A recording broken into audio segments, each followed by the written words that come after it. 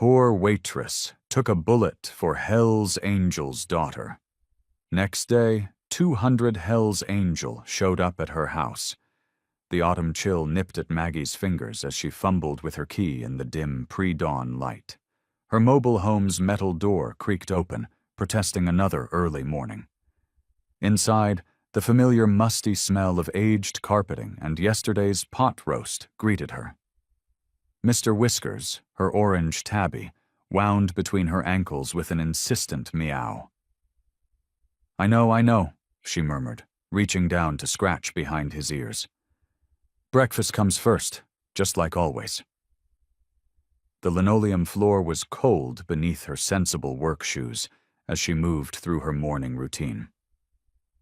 Coffee first, the old percolator gurgling to life, filling her small kitchen with the aroma that made these early hours bearable. While it brewed, she measured out Mr. Whisker's food, smiling as he dove into his bowl with enthusiastic purrs. Maggie wrapped her worn cardigan tighter and settled into her favorite chair by the window. The sky was just beginning to lighten, painting the trailer park in shades of gray. Through the thin walls, she could hear Mrs. Peterson's television next door. Her elderly neighbor always left it on all night for company. The coffee warmed her hands through her favorite mug, the one with tiny pink roses that Tom had given her years ago. Her late husband's photo smiled at her from the side table, and she touched the frame gently. "Another day, dear," she whispered. At 5:45 a.m. sharp, Maggie locked her door and started the 10-minute walk to Dixie's diner. The streetlights were still on, casting pools of yellow light on the cracked sidewalk. The morning air smelled of pine and wood smoke from someone's chimney. The diner's neon sign buzzed faintly as she approached, the X in Dixie's flickering as it had for the past 3 years. Inside, the familiar scent of grease and coffee wrapped around her like an old friend. She flipped on the lights, bringing the chrome and vinyl interior to life. "Morning, sugar," called Betty, the cook, already firing up the grill. The sizzle of bacon soon filled the air as Maggie tied on her apron and began her opening duties. She filled salt shakers, wiped down tables, and checked the coffee makers were ready for the morning rush. The regulars started trickling in around 6:30. First the factory workers, then the retirees who gathered daily in the corner booth. Maggie knew their orders by heart. Earl's over-easy eggs, Richard's whole wheat toast, no butter, Martha's coffee with 3 sugars. As the morning wore on, the bell above the door chimed, and Maggie looked up from refilling coffee cups. A tall man in a leather vest covered in patches stepped in, holding the hand of a small girl with long, dark hair. The man's beard was graying at the edges, and his eyes scanned the room before he chose a booth near the back. The little girl slid into the seat without a word, her eyes downcast. She couldn't have been more than 5 or 6, wearing a purple backpack that seemed too big for her small frame. The man sat protectively on the outside of the booth, his broad shoulders blocking most of the view of the child. Something about them caught Maggie's attention. Maybe it was the way the girl's shoulders hunched, or how she didn't bounce and chatter like most children her age. The man's weathered hands were gentle as he helped her with the menu, but his jaw was tense, his eyes constantly moving to the door whenever it opened. Maggie watched them between serving other customers, a familiar ache in her chest. The girl reminded her of the children who came to the church food pantry where she volunteered. The ones who had seen too much, too soon. Before you continue listening, please let me know where in the world are you watching from today. Now back to the story. The lunch rush brought its usual chaos to Dixie's diner. The clinking of plates and murmur of conversations filled the warm air, mixing with the sizzle of burgers on the grill. Maggie moved between tables with practiced ease, her worn sneakers squeaking against the checkered linoleum floor. She approached the booth where the biker and the little girl sat. Up close, the man's leather vest bore patches she couldn't quite read. his beard neatly trimmed despite his rough appearance. The girl hunched over a children's menu, her dark hair falling forward like a curtain. "What can I get for you folks today?" Maggie asked, her voice gentle. The man looked up, his eyes surprisingly soft.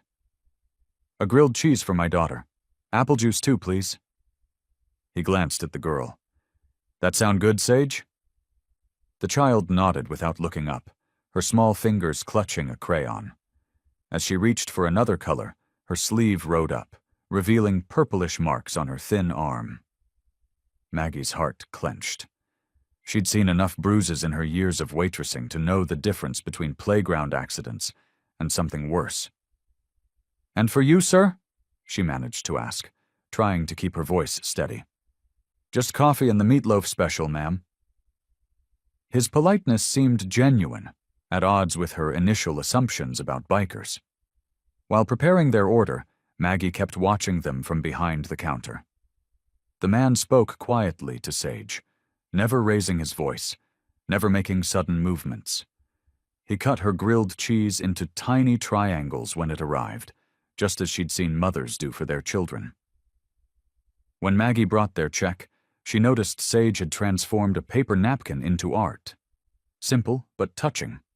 A heart with wings drawn in red crayon. The girl pushed it toward Maggie with shy eyes. "For you," she whispered, the first words Maggie had heard her speak. "Why, thank you, sweetheart. It's beautiful." Maggie tucked the drawing into her apron pocket, touched by the gesture. The man paid in cash, leaving a generous tip.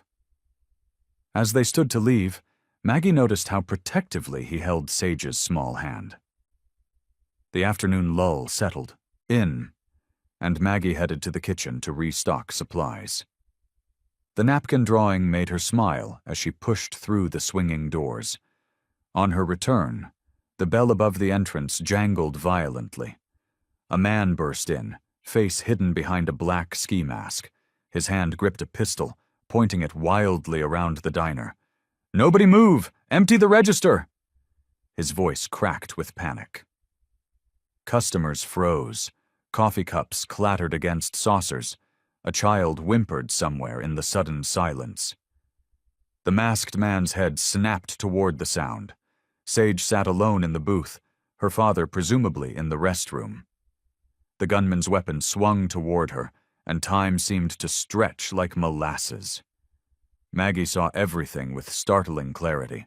The sunlight glinting off the gun's barrel, Sage's wide eyes, the crayon still clutched in her tiny fingers. The napkin heart, with wings, burned in Maggie's pocket like a talisman.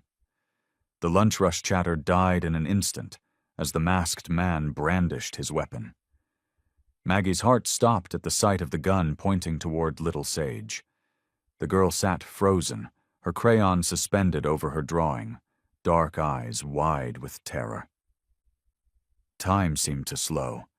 Maggie's legs moved before her mind could catch up. 20 years of carrying plates had made her quick on her feet, and now those reflexes kicked in for a different purpose. She lunged forward, arms outstretched. "No!" The word tore from her throat as she threw herself between Sage and the gunman. The sound was deafening, a sharp crack that echoed off the diner's worn linoleum floors and faded aluminum walls. Pain exploded in Maggie's left shoulder, hot and fierce. She crumpled to the floor, her uniform already darkening with blood. Screams erupted throughout the diner. Dishes crashed, chairs scraped against the floor as people scrambled for cover. Through the haze of pain, Maggie heard the cash register drawer ping open, followed by the hurried scraping of bills being grabbed. "Anyone moves, they're next!" the masked man shouted, his voice shaking despite the threat. Maggie pressed her right hand against her shoulder, warm blood seeping between her fingers. She tried to turn her head to check on Sage, but the movement sent sharp daggers of pain through her chest and neck. The bell above the door jingled as the robber fled. In the chaos that followed, Maggie caught glimpses of what happened around her. Terry the cook calling 911, old Mrs. Henderson crying into her napkin, young Bobby from the gas station trying to help another customer who had fainted. "Stay still, Maggie," Terry called out, his voice seeming to come from far away. "Help's coming." She blinked hard, trying to clear her blurring vision. The booth where Sage and the biker had been sitting was empty. When had they left? Had the little girl been hurt? The questions swirled in her mind as the pain pulsed through her body. Red and blue lights began flashing through the windows. The wail of sirens grew louder, then cut off abruptly, as police cars and an ambulance pulled into the parking lot. "The shooter went north on Mason Street," someone was telling the officers. "Wearing all black, maybe 6 feet tall." "Did anyone get a look at his face?" "No, had a ski mask on." "What about the man and little girl who were sitting here?" An officer gestured to the abandoned booth, where Sage's heart and wings drawing still lay on the table.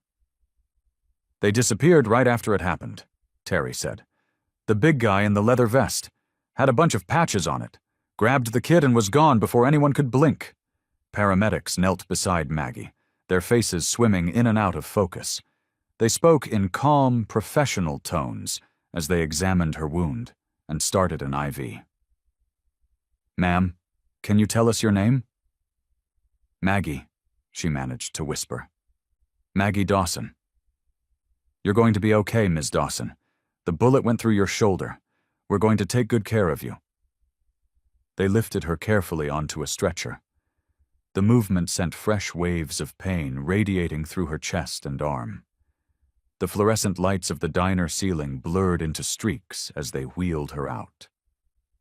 The last thing Maggie saw before consciousness slipped away was Sage's drawing on the table, the crayon heart smudged with a single drop of blood. The steady beep of machines pulled Maggie back to consciousness. Her eyelids felt heavy, like they were weighed down with sand. The harsh fluorescent lights above made her squint as she tried to focus on her surroundings. "Welcome back, Mrs. Dawson," a gentle voice said. A nurse in blue scrubs adjusted something on the IV stand beside her bed. "How are you feeling?" Maggie tried to shift position, but winced as pain shot through her left shoulder. "Like I've been hit by a truck," she mumbled, her throat dry and scratchy. "More like a bullet," the nurse said, pouring her a cup of water. "But it went clean through your shoulder. You're one lucky lady and very brave, too." Maggie took small sips through the straw, the cool water soothing her parched throat. "The little girl," she whispered. "Is she okay?" "The child wasn't hurt, thanks to you." The nurse checked Maggie's vital signs. "The police want to talk to you when you're feeling up to it. And there are some reporters outside, too." "Reporters?" Maggie's eyes widened. "Why would they want to talk to me?" The nurse picked up a remote and turned on the small TV mounted on the wall. A familiar facade appeared on the screen. Dixie's Diner, now surrounded by police tape. A young reporter stood outside, microphone in hand. "Where earlier today, a local waitress heroically threw herself in front of a young child during an armed robbery," the reporter was saying. 58-year-old Margaret Dawson is being hailed as a hero after taking a bullet meant for an unidentified young girl." Maggie closed her eyes, overwhelmed. "I'm no hero," she murmured. "Anyone would have done the same thing." "Not everyone would," the isoace nurse said quietly, patting her hand. "You rest now. The doctor will be in soon to check on you." Throughout the day, Maggie drifted in and out of sleep. The pain medication made everything fuzzy around the edges. Occasionally, she'd catch glimpses of the news coverage on TV, her picture from last year's church directory, exterior shots of the diner, interviews with regular customers calling her an angel and a blessing to the community.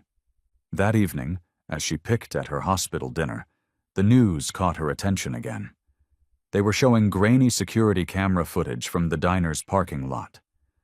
Through the pixelated images, she could make out the man in the leather vest, clutching Sage tightly to his chest as he rushed to a motorcycle. "Police are still seeking information about this man and the child who were present during the robbery," the announcer said. "Anyone with information is asked to contact local authorities." Maggie stared at the blurry image, remembering Sage's solemn little face and those sad, knowing eyes that seemed too old for such a young child. The drawing of the heart with wings was still vivid in her mind. "I hope that little girl's okay," she whispered to the empty room, her heart aching with more than just the physical pain of her wound. The late afternoon sun cast long shadows across Maggie's small living room as she eased herself into her worn recliner. Her shoulder throbbed beneath the sling, and exhaustion weighed heavy on her bones. The familiar sight of her humble mobile home, with its faded wallpaper and collection of second-hand furniture, had never been more welcome. "Now, you make sure to heat this up properly," Edith Parker fussed, placing a foil-covered casserole dish in Maggie's Harvest Gold refrigerator. "And don't you dare try lifting anything with that arm, Maggie Dawson. Doctor's orders." Maggie managed a tired smile. "Thank you, Edith. You didn't have to go to all this trouble." "Trouble?" Edith scoffed, her silver curls bouncing as she shook her head. "I've been making tuna casserole since before you were born. Besides, someone's got to look after you." She paused, hands on her hips. "Lord knows you won't do it yourself." The window unit hummed steadily, fighting against the Tennessee heat. Mr. Whiskers, Maggie's orange tabby, wound himself around her ankles, purring his relief at having her home. "The whole town's talking about what you did," Edith continued, straightening a stack of magazines on the coffee table. "Taking a bullet for that child. It's like something out of a movie." Maggie shifted uncomfortably, both from the pain and the attention. "I just did what anyone would have done." "No, they wouldn't have," Edith said firmly. "Most people would have hit the floor. You're a hero, whether you like it or not." She peered at Maggie over her reading glasses. "Though I do wonder about that man she was with. Looked like trouble, if you ask me. All that leather in this heat." "He seemed protective of her," Maggie said softly, remembering the gentle way he'd cut up Sage's pancakes. "Sometimes people aren't what they seem." Edith made a non-committal sound and gathered her purse. "Well, I've got prayer circle in an hour. You need anything before I go?" "I'm fine, really. The hospital sent me home with enough pills to stock a pharmacy." After Edith left, Maggie sat in the growing quiet of her home. Mr. Whiskers jumped into her lap, careful of her injured shoulder. The pain medication was making her drowsy, but her mind kept drifting back to Sage's eyes. So solemn for such a young child, and the heart with wings she'd drawn on that napkin. The evening settled around her like a familiar blanket. She managed to eat a small bowl of Edith's casserole, take her medication, and change into her nightgown, though the process was slow and awkward with one arm. As she climbed into bed, the cool sheets welcome against her skin, Maggie said her nightly prayers. She added an extra one for Sage, and, after a moment's hesitation, for the man in leather who'd looked at that little girl with such fierce devotion. The window unit's steady drone and her cat's soft purring lulled her toward sleep. Somewhere in the distance, engines rumbled down the mountain roads, but Maggie was already drifting off, unaware of what tomorrow would bring. The morning sun had barely crept over the horizon when Maggie jerked awake to a sound that made her windows rattle. At first, she thought it was thunder, but the steady rumble grew louder and closer. Her cat, Chester, darted under the bed as the noise became deafening.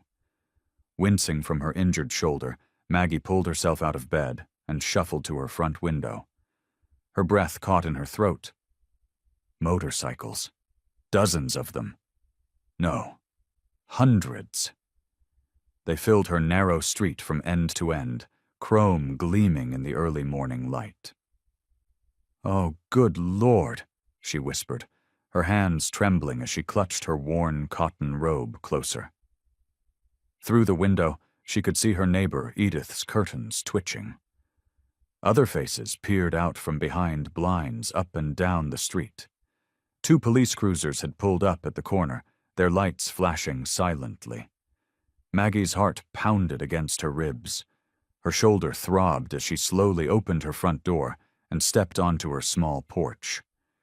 The sight before her seemed unreal, like something from a movie.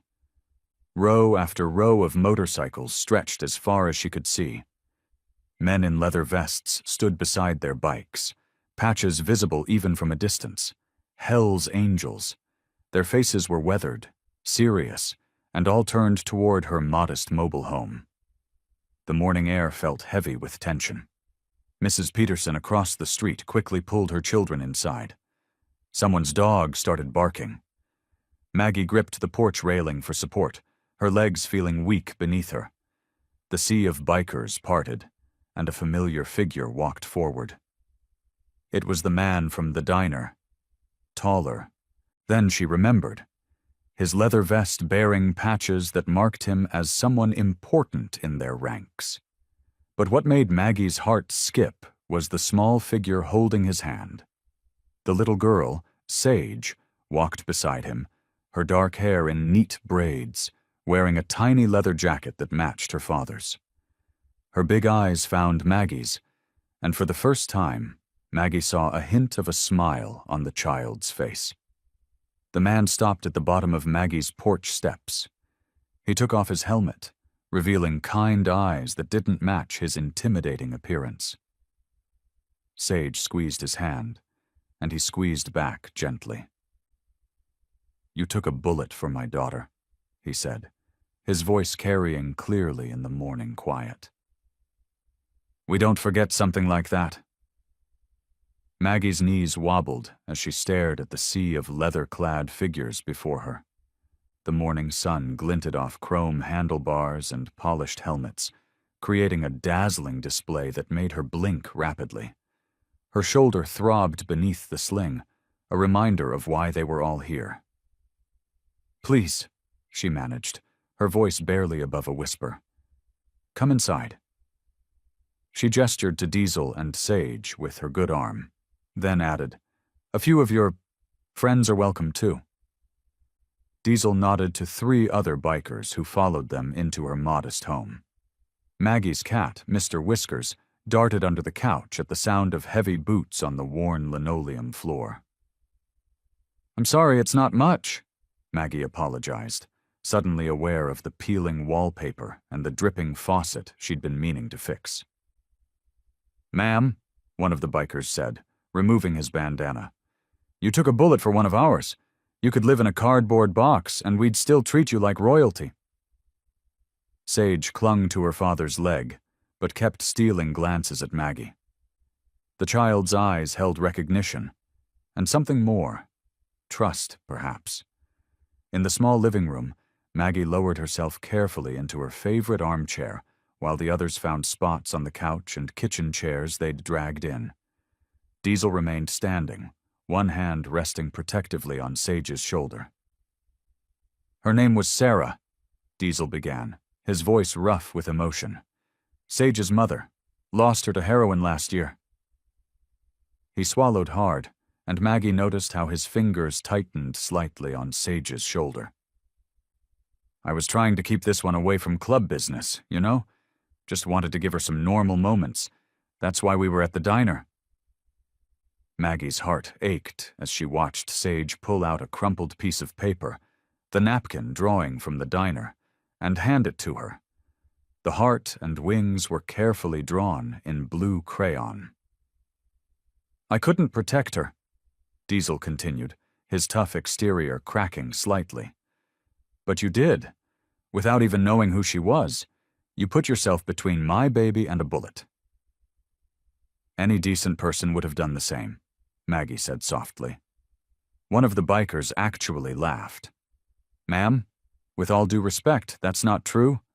Most people would have hit the floor." "You ran toward danger."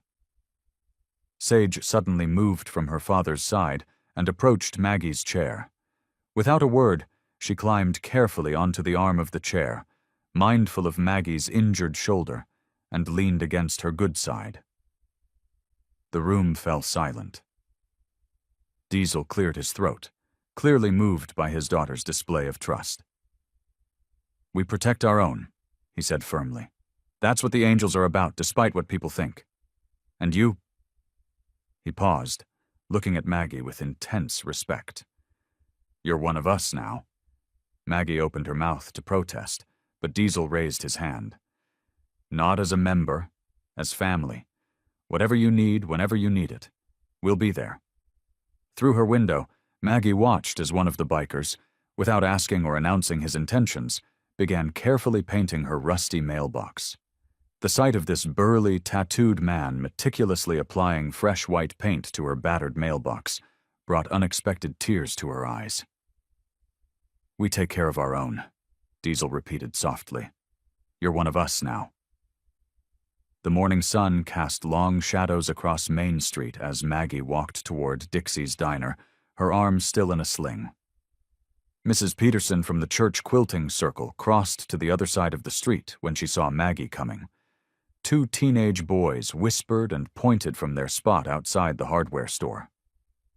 "There she is, the one who's friends with the bikers now," one of them said, loud enough for her to hear. Maggie kept her head high, though her cheeks burned. The bell above the diner's door chimed as she stepped inside. The familiar smell of coffee and bacon grease filled her nostrils, but something felt different. The regular customers who usually greeted her with warm smiles suddenly found their coffee cups fascinating. Maggie. Bob Turner, the manager, stood behind the counter with his arms crossed. "Could you step into my office?"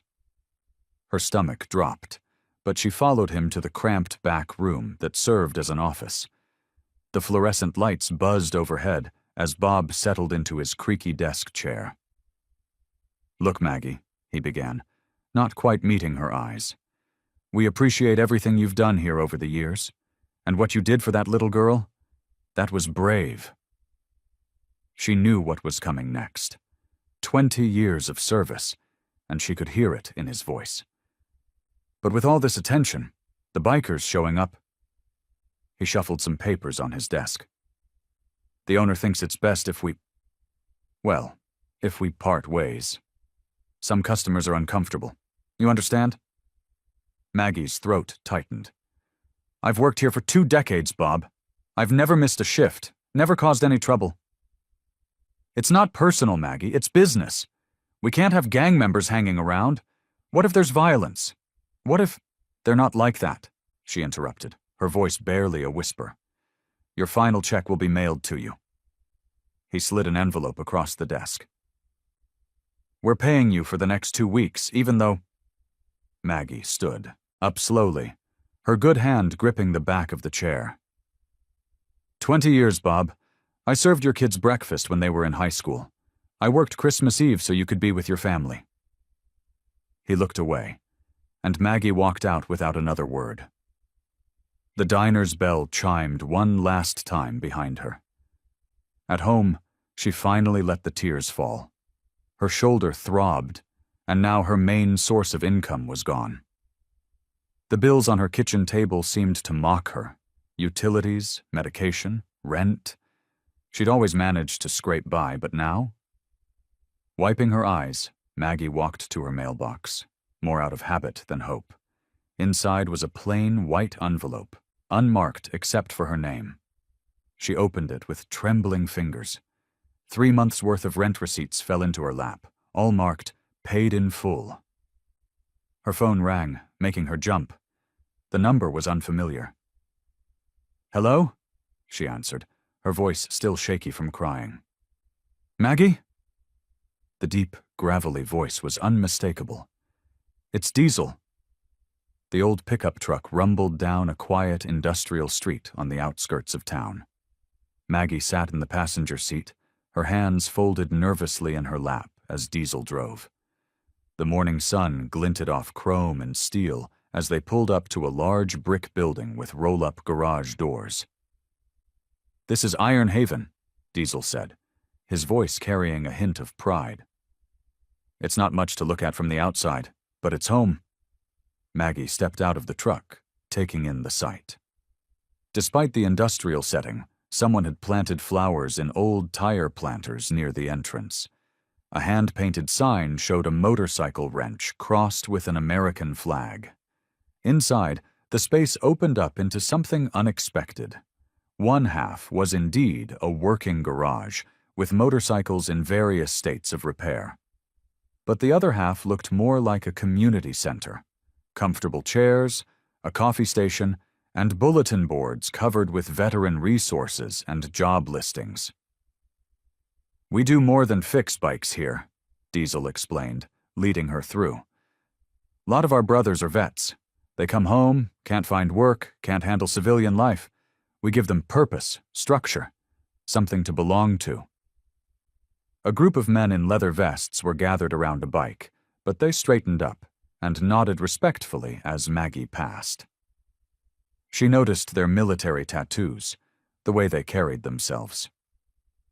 "The front desk has been a mess since Sharon retired," Diesel continued, showing her a small office area.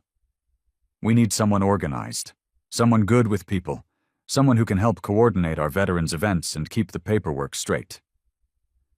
Maggie ran her hand along the desk, noting the scattered papers and outdated calendars. "I didn't expect," she started, then paused. "People in town, they think we're nothing but trouble," Diesel finished. "Maybe we used to be, but most of us are just trying to do better now, be better, especially for the next generation." His eyes drifted to where Sage sat at a small table in the corner, coloring quietly. "The pay isn't much," he added quickly, "but it's honest work, and you'd be helping people who really need it." Before Maggie could respond, the front door chimed. A young man in fatigues walked in, looking lost and uncertain. Diesel nodded to him, but stayed back, watching as Maggie instinctively stepped forward. "Can I help you?" she asked gently. Someone told me to come here," the veteran said, his voice barely above a whisper. "Said you folks might understand." Maggie's heart squeezed.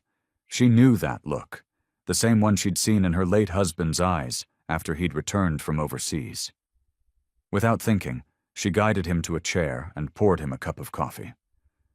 "Why don't you sit down and tell me about it?" she said softly. Diesel watched the interaction with a small smile. When the veteran began to open up to Maggie, talking more freely than most did on their first visit, Diesel knew he'd made the right choice. The moment was interrupted by the patter of small feet. Sage ran from her coloring table straight to Maggie, throwing her arms around her legs in a tight hug. "Grandma Maggie!" she exclaimed, beaming up with those soulful eyes. Maggie's breath caught at the title.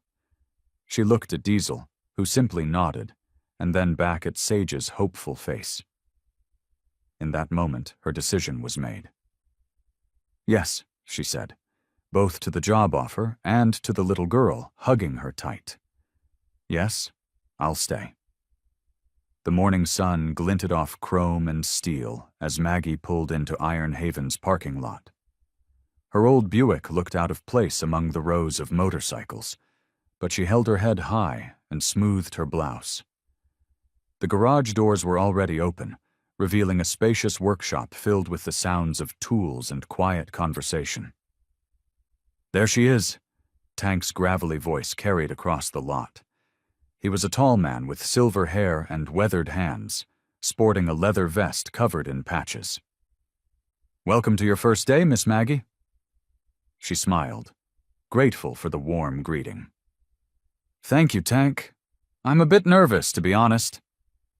"Ain't nothing to be nervous about," he chuckled, leading her inside. "We're just a bunch of old soldiers and misfits trying to do some good." The garage was bigger than she'd expected. 3 bikes were up on lifts, and men in work clothes moved with purpose between tool chests and workbenches. In one corner, a group of younger men sat in a circle, sharing coffee and stories. A recovery meeting, she realized. Tank introduced her around. "This here's Joey, Marine Corps, 2 tours in Afghanistan, best welder this side of Nashville." A muscular man in his 30s nodded respectfully. "And that's Doc, not a real doctor, mind you, but he can patch up anything with an engine." Throughout the morning, Maggie learned the rhythm of the place. She organized paperwork, answered phones, and kept the coffee flowing. Every person who came through treated her with a gentleness that brought tears to her eyes. During lunch, Tank pulled out a battered box of dominoes. "You play?" "Not since my Henry passed," she admitted, sitting across from him at a small table. "Well, time to learn again." Tank's hands, despite their size, arranged the pieces with surprising delicacy. "Life's funny, ain't it? Sometimes the best family you find is the one you never expected." They played while Tank told stories about his own journey. Vietnam, lost years, finding purpose in the brotherhood. Other bikers drifted over, offering tips and friendly jokes. Maggie felt the last of her tension melting away. By late afternoon, she'd memorized most of their names and learned that Iron Haven wasn't just a garage, it was a lifeline. Veterans found purpose here. Recovering addicts found support. Lost souls found direction. As the day wound down, Diesel appeared with an envelope in his hand. "Got something for you, Maggie." She opened it and gasped. The check was more than double what she'd made at Dixie's. "This is too much," she protested. Diesel shook his head, his eyes soft. "It's what you're worth. Your family now." Maggie felt tears welling up as she smiled, clutching the envelope to her chest. For the first time in years, she felt like she belonged somewhere.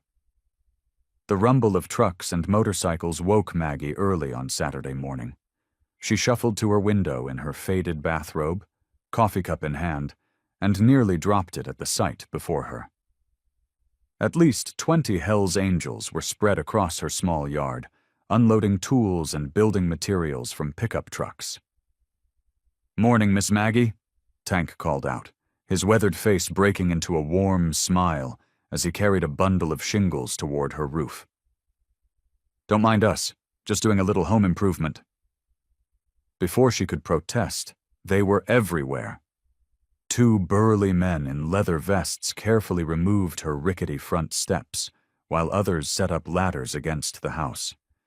The sound of hammering filled the air as they started replacing loose shingles. "You really don't have to," Maggie began, stepping onto her porch. "Already decided," Diesel said firmly, appearing beside her with a paint roller in his hand. "Your heater's shot, roof's leaking, and this siding hasn't seen fresh paint since Carter was president." Tears welled up in Maggie's eyes as she watched them work.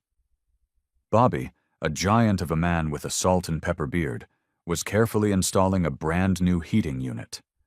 Others scraped old paint from the siding, their careful movements betraying years of skilled labor beneath their tough exteriors. "Miss Maggie!" Sage's small voice piped up. The little girl tugged at her robe, holding up a paintbrush. "Can I help too?" "Of course, sweetheart," Maggie said, wiping her eyes. "But first, why don't we make some lemonade for these hard workers?"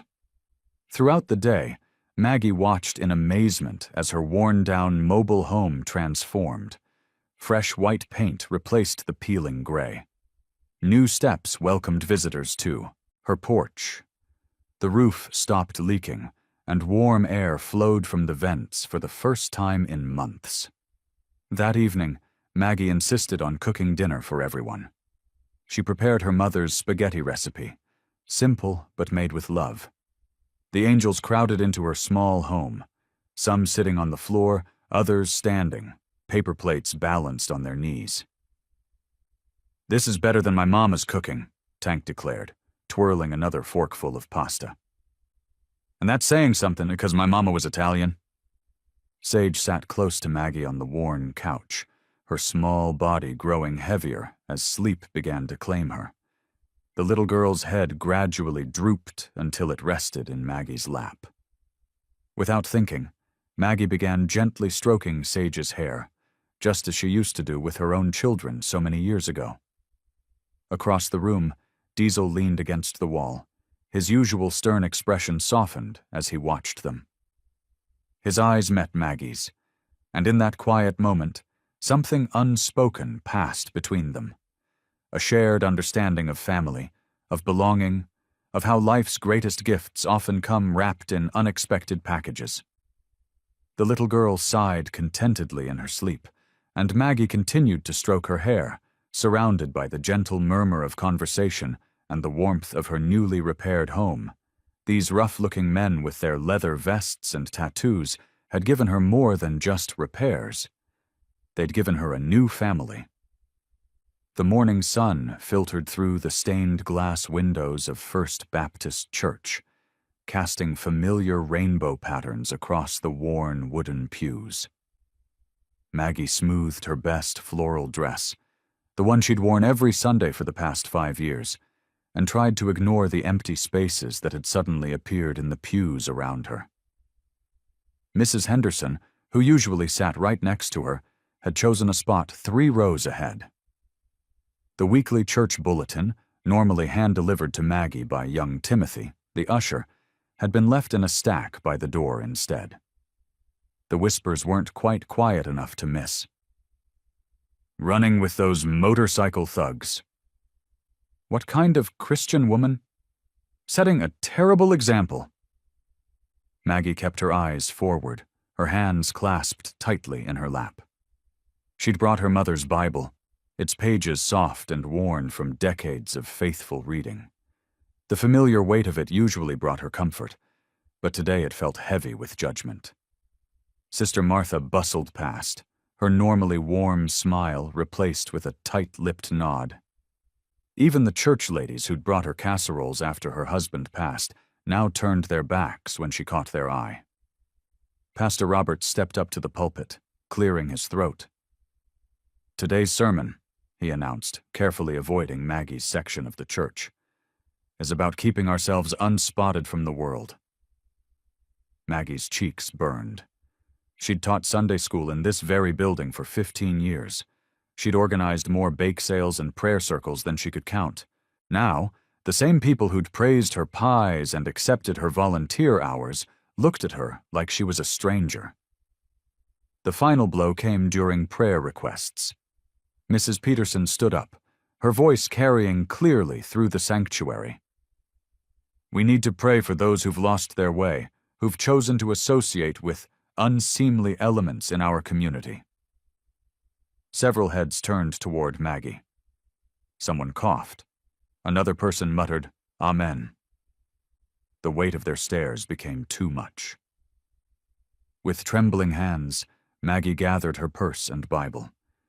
She stood quietly, trying to make herself as small as possible, and walked down the aisle toward the exit.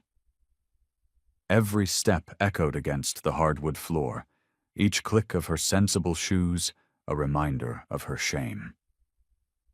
The heavy wooden doors creaked as she pushed them open, letting in a blast of warm air. Tears blurred her vision as she stepped outside, but through them, she caught the gleam of chrome in the Sunday morning light. 2 motorcycles were parked at the curb, their riders leaning casually against their bikes. Both wore their leather vests, but they'd clearly tried to dress them up with clean white t-shirts underneath. One held a bouquet of bright yellow daisies wrapped in simple brown paper. "From Sage," the taller rider said, holding out the flowers. "She picked them herself this morning. Well, with a little help." His weathered face crinkled into a kind smile. "Said her Grandma Maggie needed something pretty for Sunday." The flowers trembled in Maggie's hands as she took them, their sweet fragrance rising up to meet her. A small card was tucked among the daisies, decorated with a child's drawing of hearts and what might have been angels' wings. The morning sun cast long shadows across Iron Haven's parking lot as Maggie sorted through the day's mail. Her shoulder still ached sometimes, but it was healing well. Through the window, she watched Sage playing hopscotch with chalk on the sidewalk, while two angels kept a watchful eye on her. The front door chimed. Tank shuffled in, his weathered face creased with worry. He held up the local newspaper. "You seen this yet, Maggie?" She shook her head and took the paper. There, in bold letters on the front page, "Town Council passes emergency ordinance. No large motorcycle group gatherings." Her heart sank as she read further. The new law banned any gathering of more than 10 motorcyclists within town limits. Violations would result in hefty fines and possible arrests. "They're trying to shut us down," Tank said, his voice rough with emotion. 20 years I've lived here, helped build this community, and now they treat us like criminals." The shop door opened again, and Diesel walked in. One look at their faces told him everything. "You saw the news?" Maggie nodded, her fingers crumpling the newspaper's edge. "It's not right, Diesel. They haven't even tried to understand what you do here." Diesel ran a hand through his hair, frustration evident in every movement. "We've got veterans who depend on us, single mothers who bring their kids here for free lunch. Hell, we fixed Mrs. Peterson's wheelchair last week when Medicare wouldn't cover it." "And now what?" Tank asked, slumping into a chair. "We can't run our support groups if only 10 of us can show up." Maggie watched through the window as more angels arrived for the day, parking their bikes in neat rows. Each one represented a story: recovered addicts, reformed ex-cons, combat veterans finding purpose in helping others. They weren't just bikers. They were builders, mentors, protectors. "Maybe," Diesel said quietly. "It's time to move Iron Haven outside town limits." "No." Maggie's voice was firm. She stood up, straightening her back despite the twinge in her shoulder. "Running away isn't the answer. This town needs you. They just don't know it yet." She walked to the window, watching Sage laugh as she jumped from number to number on her hopscotch court. The little girl who had changed everything. An idea began to form. "What if," Maggie said slowly, turning back to face them, "we organized a charity ride?" Tank raised an eyebrow. "For us?" "No," Maggie smiled. "For them. For the town. The church food pantry is struggling. I used to volunteer there. What if we organized a ride to raise money and collect food donations?" Diesel's expression shifted from defeat to interest. "Show them who we really are, you mean?" "Exactly." Maggie's eyes lit up. "We'll invite the whole town to participate. Make it a community event. Let them see the real faces behind the leather." Tank scratched his chin thoughtfully. "Could work. Hard to demonize folks who are feeding hungry families." Diesel walked to the window, watching his daughter play. When he turned back, there was determination in his eyes. "A charity ride." He nodded slowly. "Show them who we really are. I like it, Maggie. I like it a lot." The sound of motorcycles outside grew louder as more angels arrived for the day's work. Maggie looked at the newspaper again, but this time she wasn't discouraged. She was inspired. "Well then," she said, reaching for a notepad, "let's start planning." The morning sun cast long shadows across Main Street as the rumble of motorcycles filled the air. Unlike the intimidating thunder of their usual arrival, today the engines purred softly, almost respectfully. 50 Hell's Angels, their leather vests gleaming in the early light, lined up in perfect formation outside Iron Haven. Maggie sat nervously in a cherry-red sidecar attached to Diesel's motorcycle, her silver hair tucked neatly under a borrowed helmet. Little Sage, squeezed in beside her, clutched a teddy bear and grinned with excitement. Each bike carried large wicker baskets strapped to their backs, overflowing with canned goods, warm blankets, and children's clothes. "Ready?" Diesel asked, his eyes crinkling at the corners. Maggie nodded, her heart racing. As I'll ever be. The procession began slowly, deliberately. Store owners who had been peeking anxiously through their windows now stood in their doorways, watching with confused expressions as the feared motorcycle gang rolled past like a solemn parade. Each rider sat straight and proud, their faces serious but peaceful. "Look, Miss Maggie," Sage pointed at the growing crowd of onlookers. "They're watching us." Maggie waved tentatively at first, then with growing confidence as she spotted familiar faces in the crowd. Mrs. Peterson from the bakery, old Mr. Jenkins who always ordered plain toast. Even some of the church ladies who had turned their backs on her were there, their expressions softening as they saw the baskets of donations. The bikers maintained their dignified silence, letting their actions speak louder than any words could. As they passed the local elementary school, a group of children rushed to the fence, pointing and waving excitedly. One of the riders, Tank, carefully steered his bike closer to toss them a handful of wrapped candies. A local news van pulled up, and a young reporter jumped out with her cameraman. She started filming, her face lighting up as she captured the unexpected scene. Phones appeared in the crowd, recording the unusual sight of leather-clad bikers performing acts of charity. The silence broke when someone started clapping. It was Eddie, the Vietnam vet who ran the hardware store. He stood on his front steps, tears in his eyes, applauding the riders. Like a wave, the clapping spread through the gathering crowd. "God bless you," called out a voice. It was Martha, one of the church ladies who had shunned Maggie just days before. She wiped her eyes with a handkerchief, nodding at Maggie as they passed. As they approached the food bank, the sight took Maggie's breath away. A line of volunteers had formed, ready to help unload the donations. Some faces she recognized from town, others were strangers who had heard about the ride through social media. "Look at that," Diesel said softly, pride evident in his voice. "Looks like the town might be changing its mind about us after all." The bikers came to a stop, their engines falling silent. In that moment, as Maggie helped Sage climb out of the sidecar, she saw phones flashing, cameras rolling, and most importantly, faces smiling.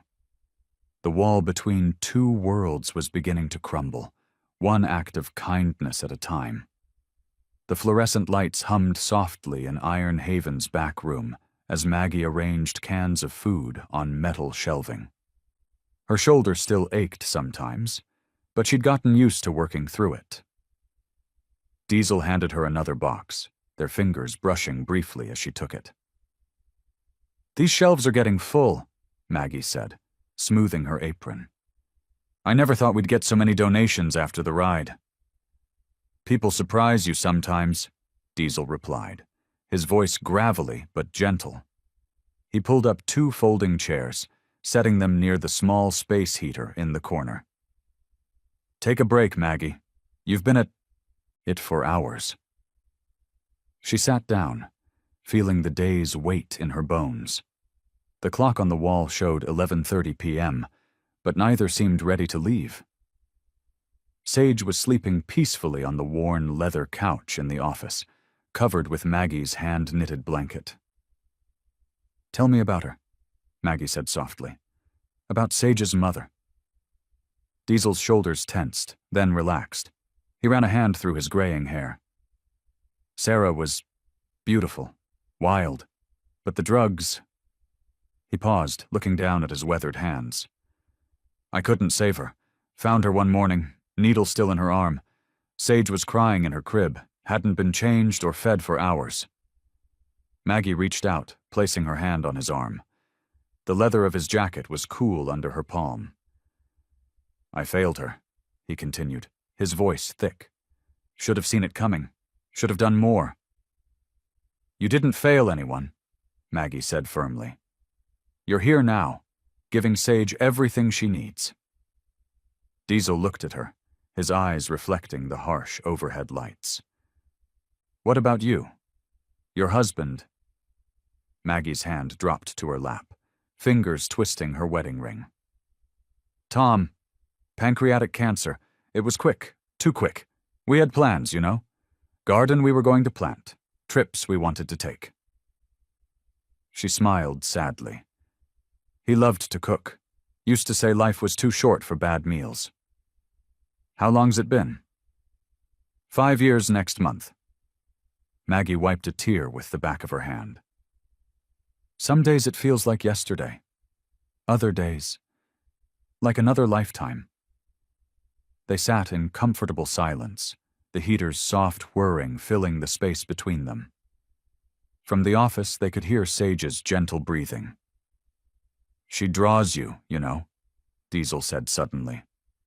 "All the time. Says you make the best grilled cheese sandwiches." Maggie laughed softly. "That's because I put extra butter on the bread, my secret weapon." "It's more than that." Diesel's voice was serious. "She trusts you. After Sarah, she wouldn't talk to anyone for months. But with you—" Before Maggie could respond, they heard small footsteps. Sage appeared in the doorway, rubbing her eyes, clutching her favorite marker and a napkin. "Hey, sweetheart," Maggie called softly. "Can't sleep?" Sage padded over, climbing into Maggie's lap without hesitation. She spread the napkin on the small table beside them and began to draw. Diesel and Maggie watched in silence as lines became shapes, shapes became figures. When she finished, Sage held up her artwork proudly. On the white napkin was a simple house, 3 stick figures standing in front. One tall with a beard, one with long hair and a dress, and a small figure between them. At the bottom, in wobbly letters, she had written, "Us." The morning sun cast long shadows across Iron Haven's parking lot when 2 black sedans pulled up. Maggie was arranging donated cans on the pantry shelves when she heard the front door chime. "Can I help you?" she asked, turning to face 3 people in business attire. A woman with steel-rimmed glasses stepped forward. "I'm Sandra Mills from Child Protective Services. These are my colleagues. We're here regarding Sage Kavanaugh." Maggie's heart dropped. She gripped the shelf behind her to steady herself. Mr. Kavanaugh, is in the garage." Through the window, she could see Sage playing with chalk on the sidewalk, drawing her signature hearts and wings. The social worker's heels clicked against the concrete floor as they headed toward the garage. "Mr. Kavanaugh," Sandra called out, "we need to speak with you." Diesel rolled out from under a Harley, his hands covered in grease. His expression darkened as he saw their badges. "What's this about?" "We've received a credible anonymous tip concerning your daughter's safety. The report suggests you're exposing her to dangerous criminal elements and potential violence." "That's ridiculous," Maggie interjected, moving closer. "Diesel is an excellent father." Sandra's expression remained neutral. "Ma'am, please step back. This is a formal investigation." She turned to Diesel. "We'll need to take Sage into temporary protective custody while we conduct our review." "Like hell you will," Diesel growled, but his voice cracked. "Mr. Kavanaugh, if you resist, we'll have to involve law enforcement. Please don't make this harder than it needs to be." Maggie watched as all the fight drained from Diesel's face. He knew this system. One wrong move would only make things worse. "Can I—" His voice was barely a whisper. "Can I say goodbye?" Sandra nodded. Diesel walked outside, kneeling beside Sage. Maggie's heart shattered as she watched him try to explain to his little girl why she had to go with these strangers. "Just for a little while, baby," he said, his voice rough with emotion. "You be brave for Daddy, okay?" Sage's lower lip trembled. She wrapped her arms around his neck, dropping her chalk. "Don't want to go," she whispered. "I know, baby. I know." Diesel held her tight, then slowly released her into Sandra's waiting hands. Sage began to cry as they led her to the car. "Daddy! Grandma Maggie!" Maggie stepped forward, but one of the social workers blocked her path. They watched helplessly as Sage was buckled into the back seat, her small hands pressed against the window. The cars pulled away, leaving only scattered chalk drawings on the sidewalk. Diesel stood frozen, staring at the empty street. Hours passed. The garage remained silent.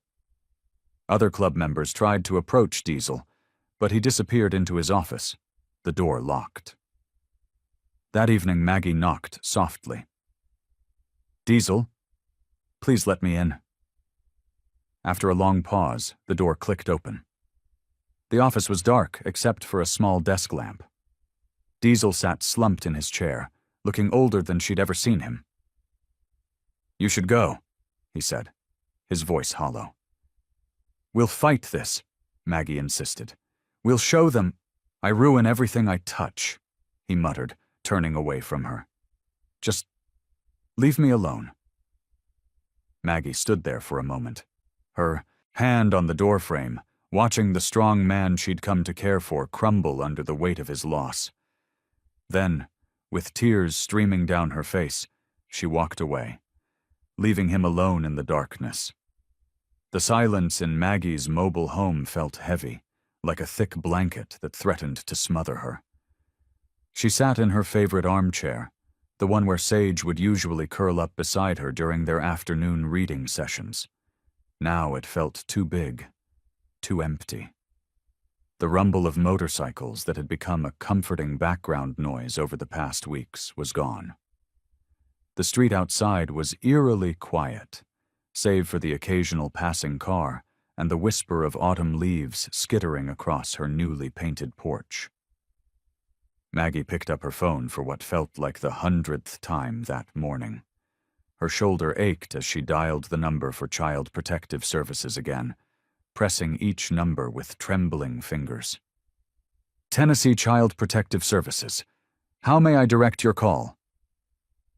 "Hello, this is Margaret Dawson. I'm calling about Sage Kavanaugh. I just want to know if she's okay." Her voice cracked slightly on the last word. "I'm sorry, ma'am, but we cannot release any information about ongoing cases to non-family members." "Please," Maggie whispered. "I'm the closest thing she has to a grandmother." "Ma'am, I understand your concern, but I cannot help you. Have a good day." The line went dead. Maggie set the phone down on the side table and stared at Diesel's number in her contacts. She'd left 12 voicemails already. Each one had gone unanswered. Standing up slowly, she walked to the kitchen window. The flower box the bikers had installed was full of bright marigolds that Sage had helped plant. "Orange is the happiest color," the little girl had declared that day, her small hands covered in dirt. Maggie's eyes burned with unshed tears. She opened her purse to grab a tissue and froze. There, tucked in the side pocket, was one of Sage's napkin drawings she'd forgotten about. Her hands shook as she carefully unfolded the crumpled paper. In Sage's wobbly handwriting, 3 simple words stabbed straight to Maggie's heart. "Don't let go, Grandma." The tears she'd been holding back finally spilled over, dotting the napkin with tiny wet marks. She pressed the precious paper to her chest, remembering Sage's serious little face as she'd drawn at the table in Iron Haven just days ago. The world might see them as an odd bunch, the widow, the biker, and the quiet little girl who brought them together. But they were family, and family didn't give up on each other. Maggie smoothed out the napkin carefully and placed it on her refrigerator with a magnet, right next to Sage's other drawings. The words stared back at her like a promise waiting to be kept. "Don't worry, sweetheart," she whispered to the empty kitchen. "Grandma's not letting go."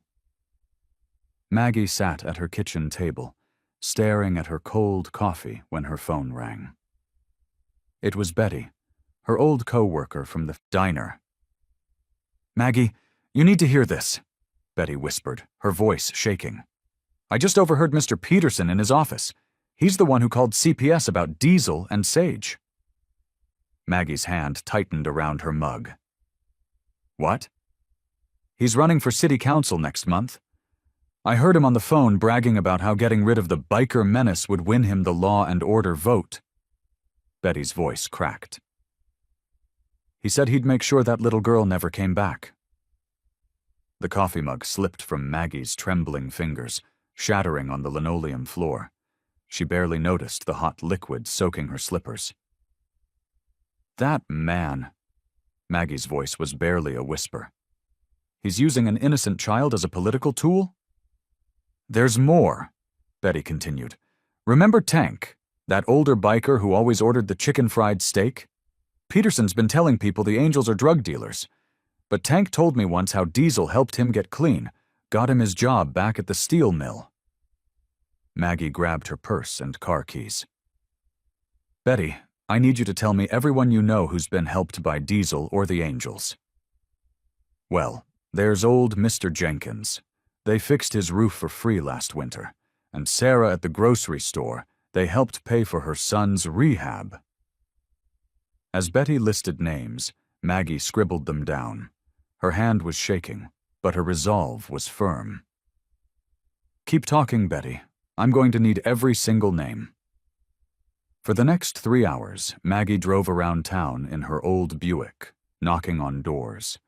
At each stop, she heard another story about Diesel and the Angels' quiet acts of kindness. Mrs. Rodriguez showed Maggie pictures of her new wheelchair ramp, built by the bikers one Saturday morning. "They wouldn't take a penny," she said, signing Maggie's petition with a flourish. At the Veterans Center, 3 former Marines detailed how Diesel had created a support group for PTSD sufferers. "He saved my life," one admitted, adding his signature to the growing list. The high school guidance counselor revealed how the Angels had started a secret scholarship fund for at-risk teens. "5 kids in college now because of them," she said, signing her name. Even Reverend Matthews, who had initially shunned Maggie, surprised her. "Diesel never wanted credit," he said quietly, "but he's been leaving groceries on struggling families' porches for years. Anonymous, of course." He took the petition and signed it. By sunset, Maggie's notebook was filled with signatures and stories. Each name represented someone whose life had been touched by the quiet kindness of the man everyone feared. She sat in her car, reading through the pages of testimonials, her vision blurring with tears. Her phone buzzed. A text from Betty. "Peterson's holding a campaign meeting tomorrow, calling it Taking Back Our Town." Maggie looked at her notebook and typed back. "Let him try. I've got 200 witnesses who say different." She started her car, the petition safe in her bag, ready for tomorrow's court hearing. The family courthouse buzzed with whispered conversations as Maggie smoothed her one good dress, the one she usually saved for Easter Sunday. Her hands trembled slightly as she watched Sage sit quietly between 2 social workers, the little girl's eyes fixed on her shiny black shoes. Diesel sat at the defendant's table, his leather vest replaced by a crisp white shirt that seemed to make him uncomfortable. He kept tugging at the collar, his attorney gently touching his arm to make him stop. "First witness," the judge announced, peering over his glasses.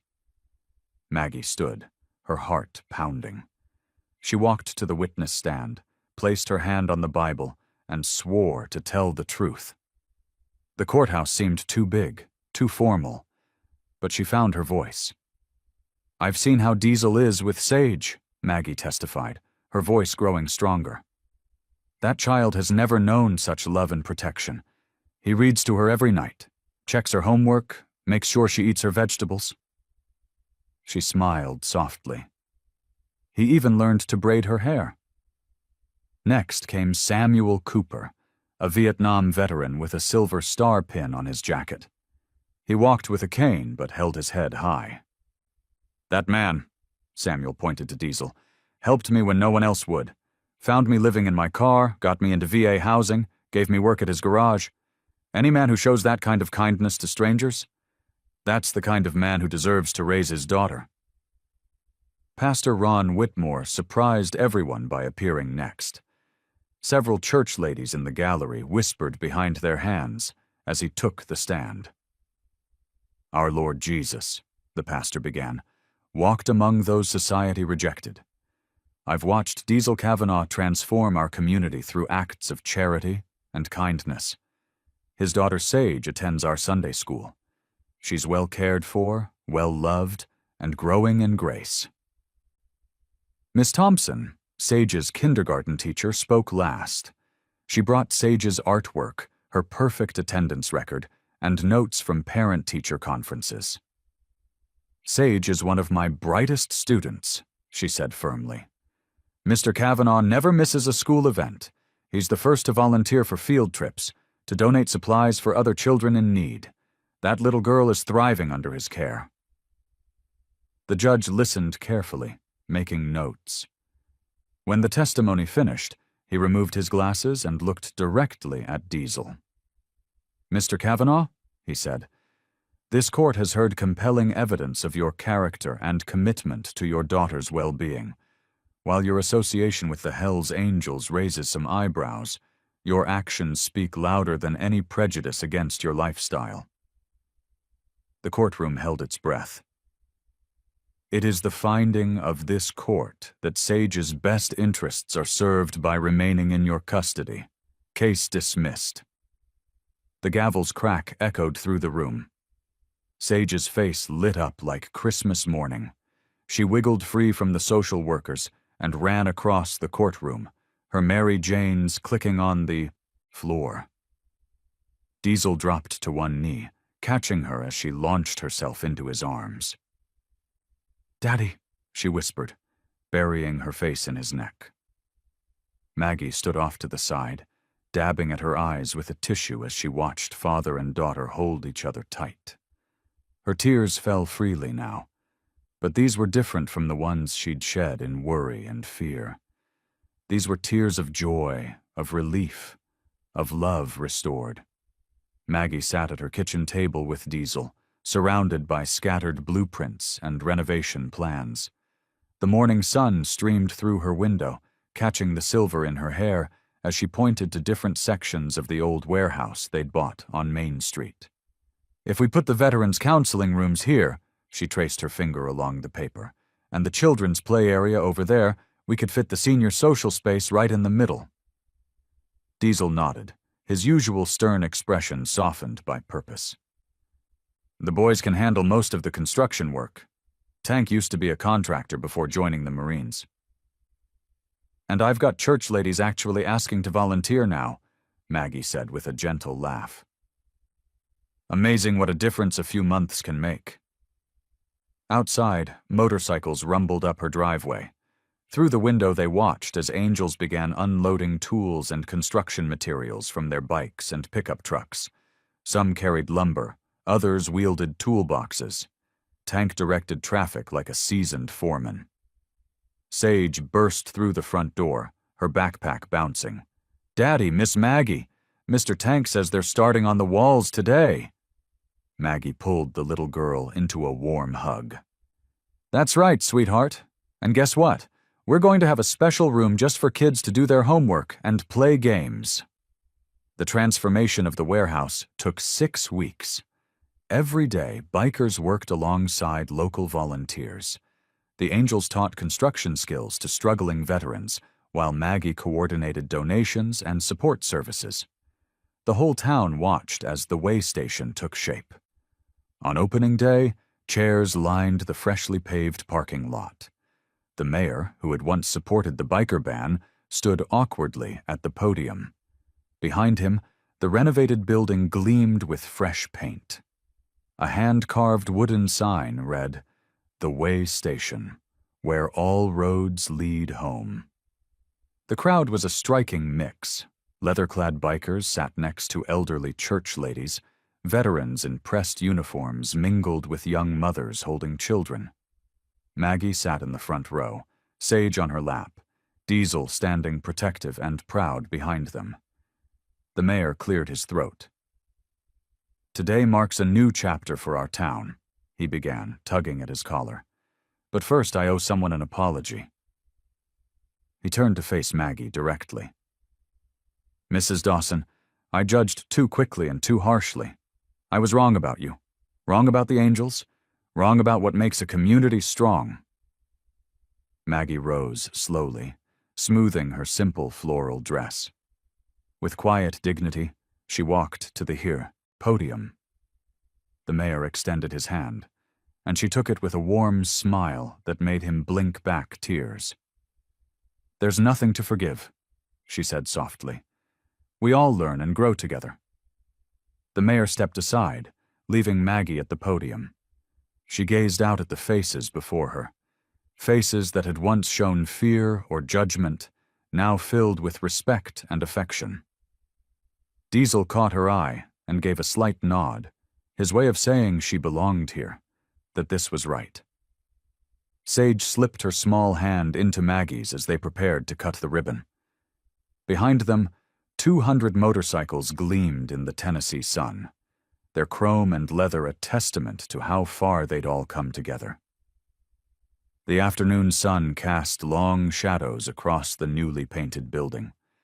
The fresh coat of cream-colored paint made the old warehouse look almost dignified, with its red trim and wide windows letting in streams of golden light. Inside, Maggie ran her hand along the smooth surface of a freshly installed counter, still amazed at how quickly the angels had transformed the space. Diesel walked up beside her, his boots echoing on the polished concrete floor. He'd traded his usual leather vest for a clean work shirt, though his arms still showed the familiar tattoos that told stories of his past. "Got something to show you?" he said, pulling out a rolled-up paper from his back pocket. As he spread it across the counter, Maggie could see it was a design for the building's sign. There, in elegant script, were the words, "Maggie's Haven, where hope finds a home." Maggie's throat tightened. "Oh, Diesel, no," she whispered, shaking her head. "I can't accept that." "Course you can," he insisted, his voice gruff with emotion. "None of this would exist without you. You took a bullet for my little girl without even knowing who she was. You showed this town what real courage looks like." Maggie touched the paper gently, tracing the letters with her finger. "But that's exactly why it shouldn't be named after me. This place, it's about something bigger than any one person." Through the window, they could see Sage playing in the small garden the angels had planted. She was showing another little girl how to water the newly planted flowers, her face bright with purpose. "Look at her," Maggie said softly. "She's the reason all this happened. She brought us together, brought this whole community together. And there are so many other children out there like her, needing a safe place." Diesel followed her gaze, his expression softening as he watched his daughter. "What if we called it Sage House?" Maggie suggested, turning to face him. "Not just for your Sage, but for what she represents. Hope, new beginnings, second chances." Diesel was quiet for a long moment, watching his daughter through the window. When he finally spoke, his voice was thick with emotion.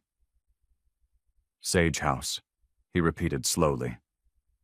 "A place for second chances," Maggie added. "Because that's what we're really offering here, isn't it? Whether it's veterans finding their way back, families needing support, or bikers proving they're more than their reputation."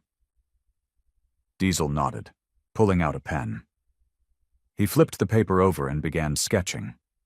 His hand moved quickly, confidently, as if he'd been waiting for this moment. When he finished, he turned the paper toward Maggie. The new design was simpler, but somehow more powerful. "Sage House, a place for second chances." Maggie felt tears welling up in her eyes. "It's perfect," she whispered. Through the window, Sage looked up and waved, her smile radiant in the afternoon sun.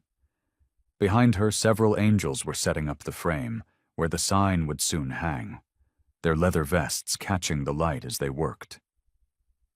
The late afternoon sun cast long shadows across Maggie's freshly painted porch. The sound of laughter and conversation filled her small yard, where chrome motorcycles now parked neatly alongside sensible sedans and pickup trucks. Inside the modest kitchen, Maggie watched as Sage carefully placed each fork next to the mismatched plates they'd collected over the past months.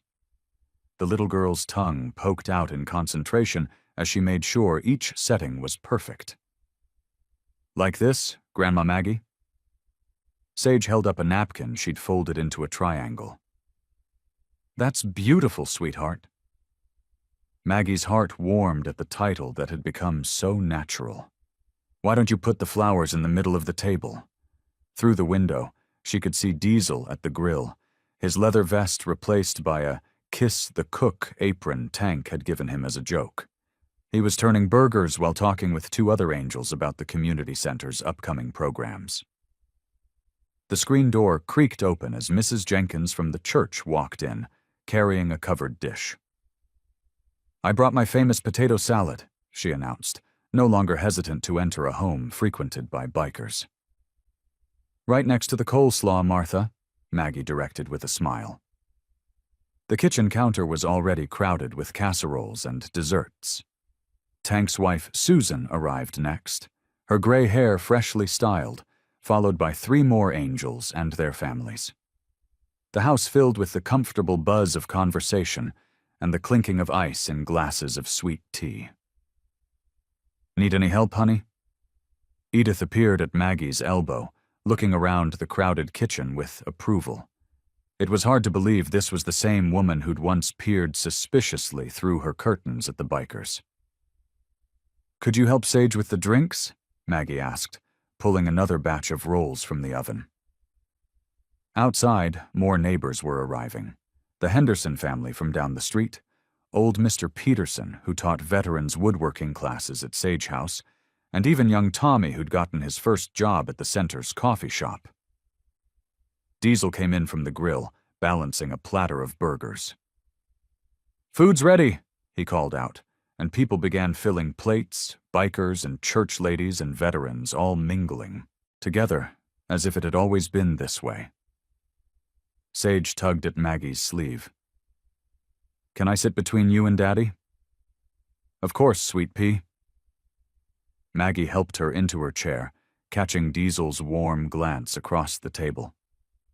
The conversation flowed easily.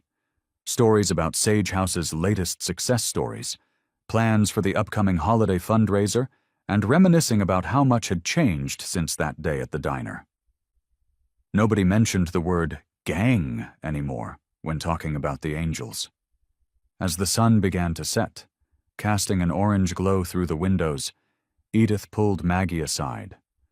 Her eyes were misty as she looked around at the diverse group of people chatting and laughing together in the small living room. "You know something?" Edith's voice wavered with emotion. She squeezed Maggie's hand and said, "You brought this town back to life." The bell above Dixie's diner's door chimed as Maggie stepped inside for the first time in months. The familiar scent of coffee and grilled onions wrapped around her like an old friend. Some of the regular customers nodded in recognition, their faces softer now than when she'd left. "Seat yourself, ma'am," called a tired voice from behind the counter. Maggie settled into her old booth by the window, the vinyl seat squeaking beneath her.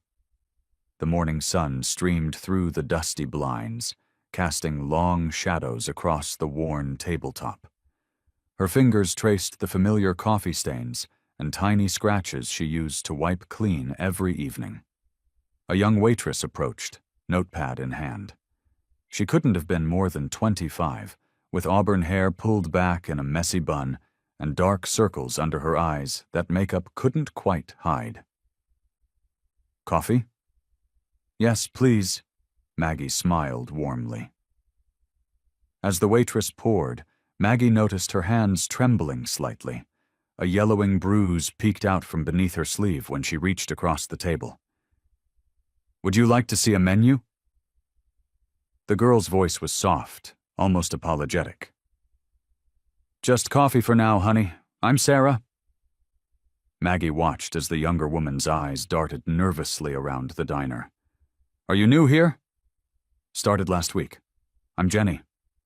She attempted a smile that didn't quite reach her eyes. A familiar sadness lingered there, one Maggie recognized all too well, the look of someone carrying too heavy a burden alone. "It's not an easy job," Maggie said gently. "I worked here for 20 years before." She paused, remembering that day with Sage. "Well, before life took an unexpected turn?" Jenny's posture softened slightly.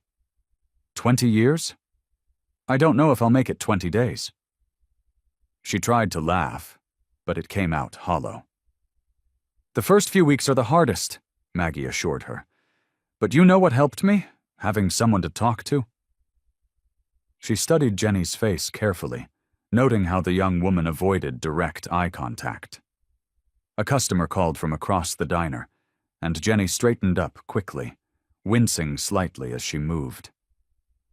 "I should go." "Of course, honey, but I'll take that menu now, if you don't mind." As Jenny walked away, Maggie watched her interact with other customers. The forced cheerfulness, the way she kept her arms close to her body, how she flinched at sudden movements. All too familiar signs that made Maggie's heart ache. When the bill came, Maggie pulled out her wallet. She wrote her phone number clearly on the receipt, then tucked a $50 bill underneath.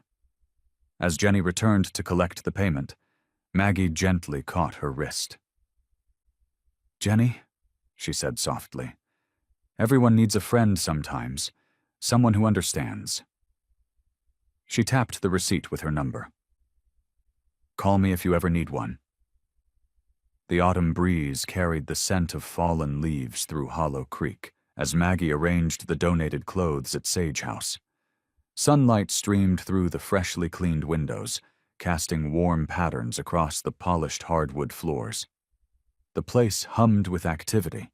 Veterans teaching kids how to repair bikes in the workshop, retired teachers offering free tutoring, and the constant aroma of fresh coffee from the community kitchen. "Miss Maggie!" Sage burst through the door, her backpack bouncing, waving a paper in her hand. Her eyes sparkled with excitement, so different from the withdrawn child Maggie had first met at the diner. "I got an A on my story." Maggie set down the stack of sweaters and knelt to examine the paper. "Let me see that, sweetheart." The story, written in careful third-grade handwriting, was titled My Hero Family.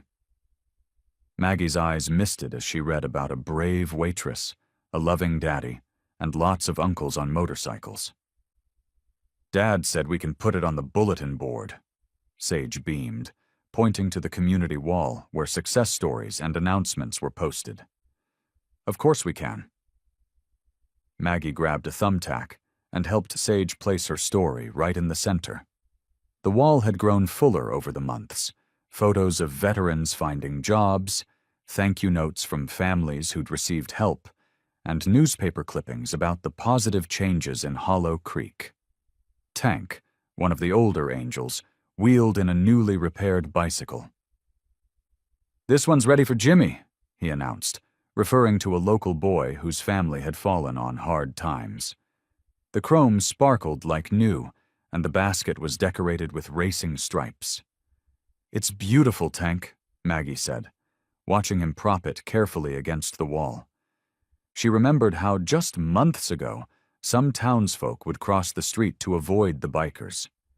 Now, they brought cookies to the workshop and asked for help with home repairs. The afternoon sun slanted lower as Maggie finished organizing the day's donations. Through the window, she could see Mrs. Peterson, her former church critic, chatting comfortably with two leather-clad angels as they fixed her fence. The sight made her smile. Diesel walked in. grease on his hands from working in the garage. "Sage, honey, time for homework." He kissed the top of his daughter's head, then turned to Maggie. "Thanks for watching her after school." "You know it's my favorite part of the day," Maggie replied, watching Sage gather her things. The little girl had brought so much love into her life, filling a void she hadn't even realized was there. Later, as the day wound down, Maggie sat on her porch, a cup of tea warming her hands. The evening air was crisp, and distant thunder rumbled, not storm clouds, but the familiar sound of motorcycles heading home after their day's work. A few riders waved as they passed, their chrome glinting in the setting sun. She thought about how much had changed since that fateful day at the diner. The bullet scar on her shoulder had faded, but the love that had grown from that moment had only strengthened. Her little mobile home now sat in a neighborhood that felt more like family than ever before. The last rays of sunlight painted the sky in soft pinks and purples as the rumble of engines faded into the distance. Maggie wrapped her cardigan tighter around her shoulders, at peace with the quiet that settled over Hollow Creek. "Not all angels have wings," she whispered, smiling into her tea. "I hope you like this story. Please share what's your favorite part of the story, and where in the world you are watching from. Have a wonderful day."